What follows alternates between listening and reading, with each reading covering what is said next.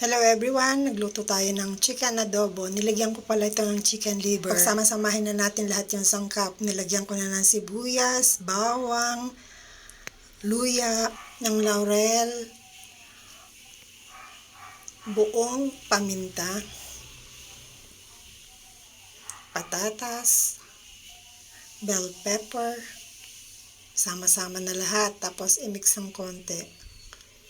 Sunod natin yung half cup na toyo, soy sauce, half cup na vinegar, yung oyster sauce, wala nang gisa ito, at saka 1 cup na tubig. Yan. Ganyan ang paghalo ko. Takpan na at isalang na natin.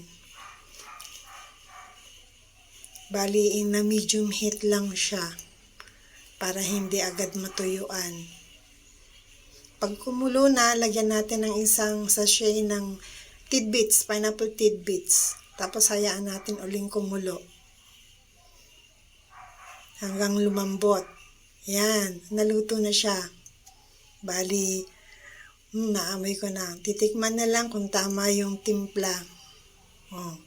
Pwede na tayong mananghalian. Kain na!